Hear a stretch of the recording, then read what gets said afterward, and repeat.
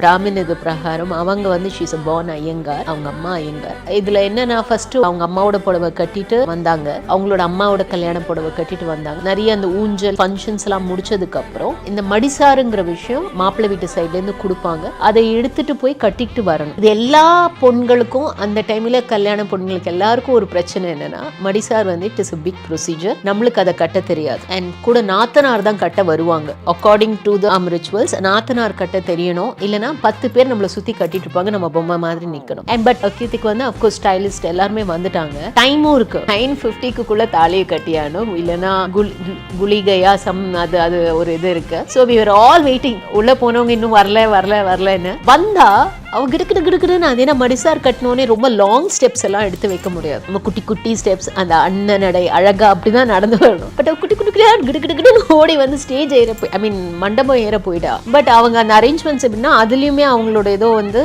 அவங்க நடந்து வரும்போதெல்லாம் பெண்கள் கோலம் போட்டு அவளை வரவேற்கணும் அப்படிங்கிற மாதிரி வாத்தியார் சொல்லி வச்சுட்டாரு. அப்படியே ஸ்டாப் பண்ணிட்டாங்க. அவ ஏற போகல.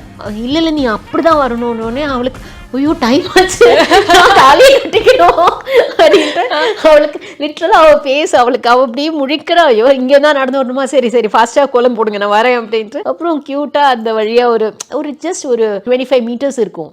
அந்த 25 மீட்டர்ஸ் நடக்கும் போதே அவள் த அர்ஜ் டு கெட் மேரிட்ல. ஸோ அந்த டைம்குள்ள நம்மளுக்கு நல்லது அதுவும் ஏதாவது சொல்லிடுவாங்க, அந்த டைம்குள்ள நம்மளுக்கு தாலியை கட்டியானும், அந்த மைண்ட் செட்லாம் அவள் ஃபேஸ்ல அவ்வளோ அழகா நாங்க பார்த்தோம்.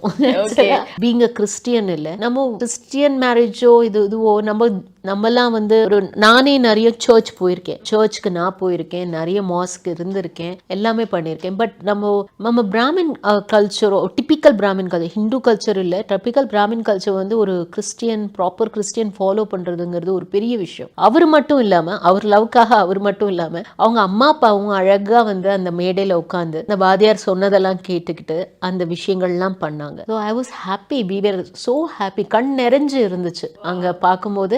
எல்லாம் அந்த மண்டபம் மாதிரியே அந்த ரெசார்ட்ல அழகா செட் பண்ணி, அது நீங்க போட்டோஸ்ல நீங்க பார்த்தா அது ஒரு ரெசார்ட் ஃபீலே இருக்காது. நாங்க அங்க இருந்ததுனால எங்களுக்கு அது ரெசார்ட்னு தெரியுமே தவிர, அந்த போட்டோஸ்ல பாத்தீங்கன்னா இது ஒரு மண்டபத்துல எடுத்த மாதிரி ஒரு ஃபீல். அவ்வளோ ப்ரொசீஜர், அவங்க நாமம் இட்டுண்டு அதெல்லாம் வந்து ரொம்ப மனசுக்கு திருப்தியா இருந்தது.